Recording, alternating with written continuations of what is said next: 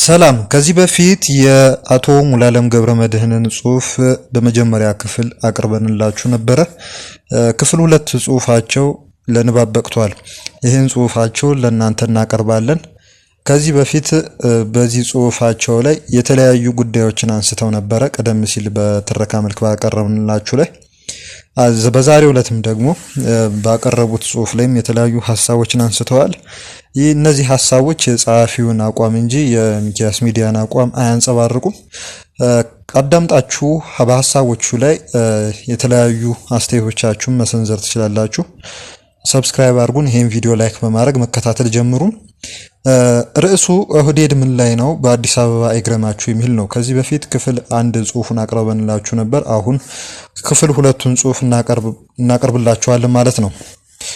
ከሚውጣው በላይ የሚያላምጠው ኦህዴድና ቀጠናዊ ሁኔታዎች። የኦህዴድ ብልጽግና ኢምፓየር እቅድ የኢትዮጵያን ስቴት ፎርሜሽን እንደገና የመከለስ፣ የመሸንሸን፣ የመፈወዝ ፕሮጀክት ነው። ኦህዴድ በአፉ ኢትዮጵያ ቢልም በኦሮሚያ ስቴት ፎርሜሽን ላይ ትኩረት አድርጎ በመስራት ላይ ነው። ቡድኑ የሁለት ሀገረ መንግስት መንታ ልብ ነው ያለው። ከራሱ ኃይል ውጭ ሌሎች ኢትዮጵያውያንና የአገር ግዛቶቻቸውን ከኦህዴድ ብልጽግና የግዛት ፍላጎት የሚተርፉ ጥቅም አልባ ማድረግ ፖለቲካዊ ፍላጎት አለው እና አብይ አህመድ ይዘውት ያለው የፖለቲካ ፕሮጀክት ከሌሎች ክልሎች ተነጥቀው ወደ ኦሮሞ በሚጠቃለሉ ግዛቶች ላይ ብቻ ሳይሆን በተመሳሳይ የፖለቲካ ፍላጎት ከኢትዮጵያ አጎራባች የሆኑ ሀገራት ለምሳሌ ሶማሊያ፣ ሶማሌላንድ፣ ጅቡቲ፣ ደቡብ ሱዳንና ሌሎችም ጋር ከኢትዮጵያ አንጻር ሳይሆን ከኦህዴድ ብልጽግና ኢምፓየር አኳያ በሚኖራቸው ፋይዳና ተጎራባችነት የማመቻቸት ማለትም የመስፋፋት፣ የመጠጋጋት እና የመጠቅለል ፖለቲካ ይዘው እየሰሩ ነው። በመሆኑም ስጋትነታቸው ለኢትዮጵያ ብሔረሰቦች ብቻ ሳይሆን አጠቃላይ ለቀጠናው ጭምር ነው። በዚህ የማይወሰነው ይህ ኃይል ኤርትራን ባሬንቱ ኬኛ ይል ጀምሯል።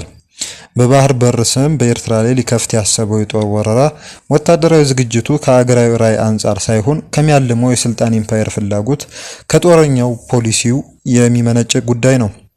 ይህ በኢትዮጵያ ዘመናዊ ታሪክ ውስጥ የክፍለ ዘመኑ የተለየ ገጠመኝ ነው። ይህ አድማሳዊ ቀውስ ከኦህዴድ ብልጽግና የሀገር ምስረታ ፍላጎት የሚነሳ በኢትዮጵያና በቀጠናው ላይ የኢምፓየር ዓላማ ያለው ፕሮጀክት ነው። ይህን ለማሳካት ክልሎችን ከማስገበር አልፎ የአካባቢውን አገራት በኦህዴድ ብልጽግና ሰዎች የመቆጣጠርና የመከታተል ስምሪቶቹ ለዚህ ዓላማው አስረጂ ሆኖ ይቀርባል።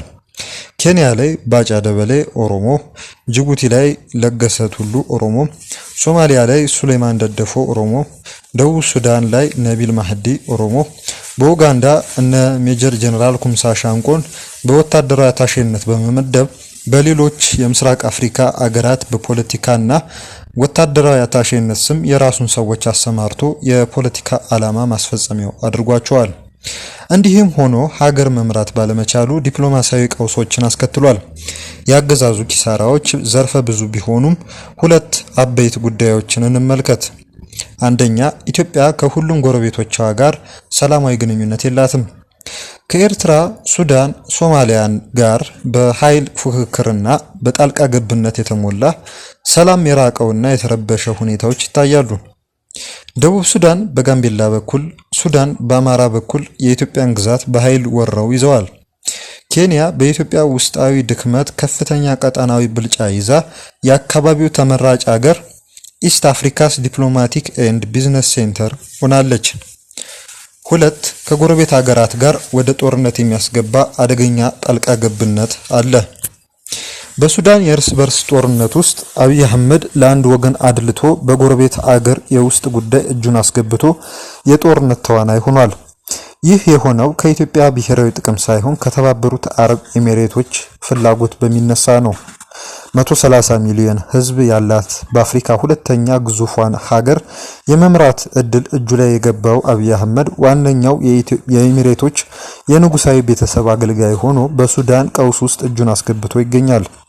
በአገር ውስጥ የገጠመውን የቅቡልነት ቀውስ በተለይም የአማራ ህዝብ የህልውናን ትግል ለመቀልበስ መሳሪያም ሆነ ገንዘብ ለመለመን የአረብ ቅምጥ ሆኖ የአካባቢው አገራትን በመረበሽ የእጅ አዙር ጦርነቶችን እንደሚያስቀጥል የሱዳን ቀውስም ከዚህ በከፋ ሁኔታ እንደሚቀጥል ይገመታል። ሶማሊያ በአብይ አህመድ የሉዓላዊነት ትንኮሳ 2024 በመበሳጨት ግብጽ ላለፉት 40 ዓመታት ሞክረው ያልተሳካላት ወታደራዊ ስምሪት በሶማሊያ ቀንቷታል። ይህም ያገዛዙ ቀጠናዊ ውድቀት የካይሮን የከበባ ስትራቴጂ ሙዝ የመላጥ ያህል ቀላል አድርጎላታል። አጠቃላይ በዚህ ዘመን እንደ ሀገር የነበረን ቀጠናዊ ተሰሚነታችን ጠፍቶ ኢትዮጵያ ጎረቤቶቿን በጥባጭ ሀገር ተደርጋ እየተሳለች ነው። የአፍሪካ ህብረት መቀመጫ የሆነችው ኢትዮጵያ በአፍሪካ ህብረት ዘንድ የነበራት ተጽዕኖ ወደ ዜሮ ወርዷል።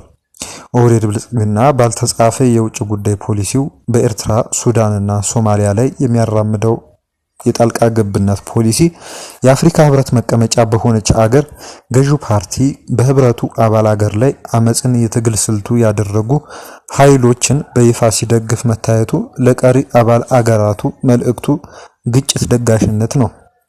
በተለየ ሁኔታ በኢጋድ አባል አገራት ቀጠና በአግባቢነት ስራ ሰላምን በሚያረጋግጡ ተልእኮች ላይ በመሳተፍ አራያ መሆን የሚገባትን ሀገር ኢትዮጵያን የሚመራው የኦህዴድ አገዛዝ የራሱን ፍላጎት በሱዳን አርኤስኤፍ እና ኤስፒኤልኤምን በመደገፍና በማስታጠቅ በኤርትራ ከ10 በላይ የታጠቁ እና የንቅናቄ ቡድኖችን በመደገፍና ማደራጀት በሶማሊያ ሶማሌላንድን ገንጥሎ እውቅና በመስጠት ሂደት የግዛት አንድነቷን አደጋ ላይ በመጣል የቀጠናው ረባሽ ሆኗል። ለጎረቤት ሀገራት ቅድሚያ የሚሰጥ የውጭ ጉዳይ ፖሊሲ ያለኝ የሚል አገዛዝ ከኢትዮጵያ ጋር ሰፊ መስተጋብር ያላቸውን ጎረቤት ሀገራት ሉዓላዊነት የሚንድ ጸረ ስርዓት እንቅስቃሴን የሚደግፍ ሆኖ መገኘቱ ዲፕሎማሲያዊ ውድቀቱን አጉልቶ ያሳያል። ወሳኝ የሚባሉ ዓለም አቀፍ ተቋማት በደህንነት ስጋት መቀመጫቸውን ከአዲስ አበባ ወደ ናይሮቢ ኬንያ እያዞሩ ይገኛል። ይህ ሁሉ ውድቀት የዲፕሎማሲ ቀውሱ የወለደው የአገዛዙ ኪሳራዎች ናቸው። ይህ ሁሉ ውድቀት ከሚውጣው በላይ በሚያላምጠው ኦህዴድ ጦረኛ ፖሊሲ የተነሳ ነው። አጠቃላይ ሰሜን ኢትዮጵያን የጦርነት አውድማ በማድረግ ሌላ ዳርፉር በመፍጠር ደቡብን ከ5 በትኖ ሊውጥ ያሰፈሰፈ የምስራቁ በር ከሆነው ከሶማሌ ጋር 1000 ኪሎ ሜትር በሚሻገር ወሰን ከ400 በላይ ቀበሌ የተፋጠጠ ከምዕራቡ መስኮት ቤንሻንጉል ጉሙዝ አንድ ሙሉ ዞን ካማሽን ሊጠቀልል የሚያሳድድ አሶሳ ላይ የሚያዛጋ መተከል ላይ አይኑን የተከለ የደቡብ ምዕራብ አቅጣጫ ተዋሳኝ ጎረቤቶቹን ልዋጣችሁ በሚል የሚያስበረግግ ቀይ ባህርንም ፖርት ሱዳንንም በርበራንም እኩል የሚያልም መስፋፋቱን ያልጨረሰ የቀውስ ነጋዴ ነው። አዲስ አበባን ከበናታል ሲል በኢትዮጵያውያን መከበቡን የዘነጋ ከመቼውም ጊዜ በላይ የገዛ ህዝቡን የኦሮሞን አንድነት ያናጋ የግጭት ትርክት አምራች መውረስ እንጂ መስራት የማያውቅ ለድርድር ሲቀመጥ አቻነትን ሳይሆን ያቻዎች አውራነትን የሚያልም ማይን ኢዝ ማይን ኤንድ ዮርስ ኢዝ ኔጎሺየብል ባይ ስግብግብ የፖለቲካ ኃይል ነው። ባለፉት 8 ዓመታት የታየው እውነታ ኦህዴድ ብልጽግና ለኢትዮጵያ ብቻ ሳይሆን በቀጠናው ላይ ላሉ ሀገራትም ስጋት መሆኑን ነው። ይህ አገዛዝ ለዓላማው ማስፈጸሚያ አድርጎት በሚከተለው የጦርነት ፖሊሲ አጠናክሮ የሚቀጥል ከሆነ ሁሉም የኢትዮጵያ ብሔረሰብ በዚህ አስከፋይ አገዛዝ በተናጠል ከመበላት አይድንም። ቀጠናውም አሁን ካለበት የቀውስ ምዕራፍ ወደ ከፋ ሁኔታ ይሻገራል። ዘላቂው መፍትሄ ይህን ኃይል ከራሱ ውስጣዊ አቅም ጭምር ባሳተፈ መልኩ ነቅሎ መጣል ነው በማለት አቶ ሙሉዓለም ገብረመድህን ይህን ጽሑፋቸውን ይደመድማሉ። ቀደም ብለን እንደተናገርነው ይሄ በዚህ መልኩ በትረካ መልክ የሚቀርቡ የተለያዩ ጽሑፎች ይህንን ጨምሮ የጸሐፊውን እንጂ የሚኪያስ ሚዲያን አቋም አያንጸባርቁም። ለቃላት አጠቃቀሙም ሆነ ለሐሳብ ፍሰቱ ጸሐፊው ተጠያቂ ነው። ጸሐፊውን በተመለከተና የጽሑፉ ላይ የተነሱ ሐሳቦችን በተመለከተ ተጻራሪ የሆኑ አስተያየቶችም ከቀረቡ ለእናንተ የምናቀርብ ይሆናል። እናንተም የተለያዩ ሐሳቦች አስተያየቶቻችሁን በኮሜንት ቦክሳችን ላይ ማስፈር ትችላላችሁ። ለኛም ጽሑፍ መጻፍ የምትፈልጉም ከሆነ ልታነጋግሩን ትችላላችሁ። የዩቲዩብ ቻናላችን ሰብስክራይብ አድርጉ። መልካም ጊዜ ይሁንላችሁ።